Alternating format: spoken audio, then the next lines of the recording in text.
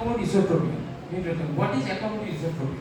The thing is that accommodate isotropia is a type of strabismus or the spleen in which the convergent deviation of the two eyes varies in a degree according to the amount of accommodation examined. Could happen with or without hyperopia or accommodation. What is this exactly?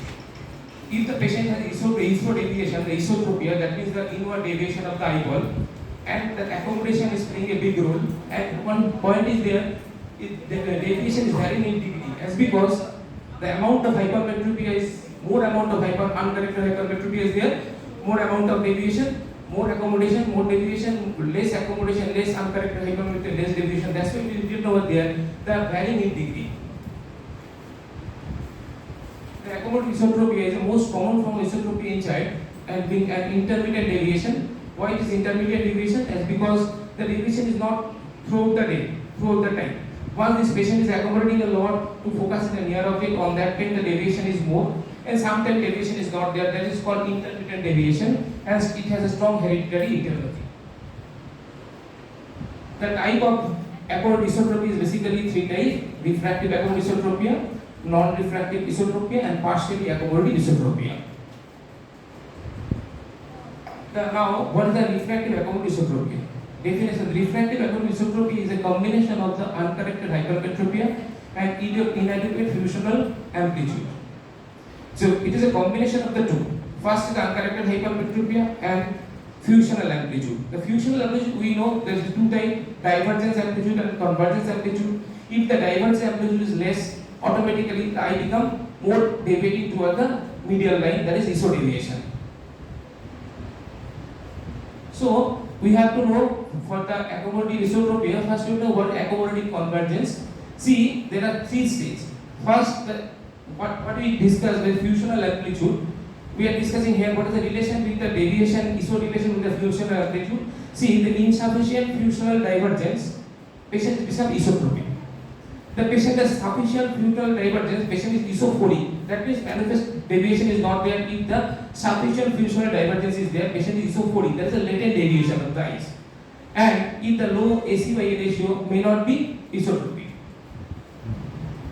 Now it is an example. See, suppose a patient has a 2 to 5 time uncorrected hypermetropia.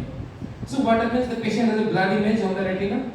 Patient has a not sufficient vision, so automatically patient is accommodating a lot to get the clear vision. So if the patient is accommodating, what happens? Accommodative convergence is increased. As a result of that, patient is become isotropic. There is a convergent deviation. But on the other hand, if the patient is no effort for the accommodation, what happens? Patient is become orthophoric, but patient is usually amblyopia because patient is not accommodating. So the patient is uncorrected hypermetropia. So the distance vision as well as the near vision both is less. So the macular stimulation is less, that lead to amblyopia. So if the patient is not exerting the accommodation, that will lead to orthophoria patient, but patient is become amblyopia.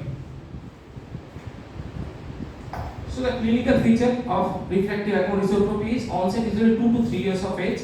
So if the patient has the age of 2 years and the parents of the patient or the informant is giving the information that previously he or she was not, squint was not there, but once at the age of 2 years or 2.5 years, suddenly the isodeviation is occurred. So obviously keep in mind that there is a possibility of the accommodative refractive isotropia because the normal age of onset of this squint is 2 to 3 years of age. It's a variable angle and deviation always near more than the distance. So keep in mind near deviation always more than the distance isodeviation. That means the possibility of the accommodative isotropia. And there is other features is asthenopia, intermittent diplopia, and usually patient is closing the one eye during the near work. So patient is, suppose the parents of the patient is complaining he has no squint, but once he or she is watching the mobile or reading book or like that, on that day my child is closing one eye by himself. So we keep in mind this is one of the features of the accommodative isotropia. Now what is the management? Obviously you have to give the psychopathic correction full. What amount of psychopathic correction you have to give? First, keep in mind if the patient is pre-school going children, we have to go for the atropine flash. And what amount of value we are getting, including latent amount, we have to give the total correction to the patient.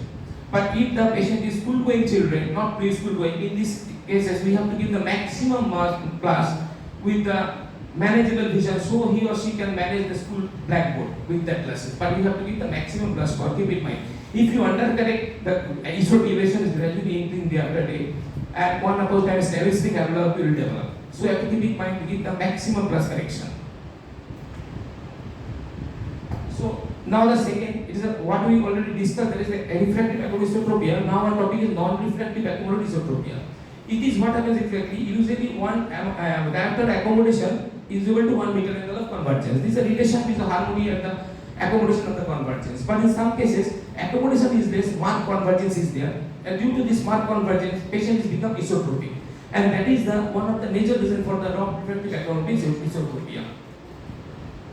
The clinical feature of non-refractive acomodisotropia is high AC by A ratio, that is accommodative convergence by accommodation ratio, and onset usually 6 months to 3 years of age. The first one is 2 to 3 years of age, and refractive accommodative, and this partially accommodative is 6 months to 3 years of age. Deviation is same as before, near deviation more than distance deviation. It low degree of hypermetropia, even in myopia can be occurred with that. Measurement of the AC by A ratio, there are 3 methods by which we are measuring the AC by A ratio. That is a heterophonic method, gradient method, and fixation disparity method. But usually we have followed the gradient method. So we are discussing here the gradient method. We have to keep in mind how we are measuring the gradient method. It's a very simplest process. First, as we know in these two type of iso deviation, the near deviation always more than the distance deviation. So first we have to give the optimum correction to the patient. Suppose patient is hypermetropic, we have to give the total correction first. With the correction, we have to measure the deviation for the distance as well as the near. Obviously, near deviation is more than the distance. So once we measure the near deviation,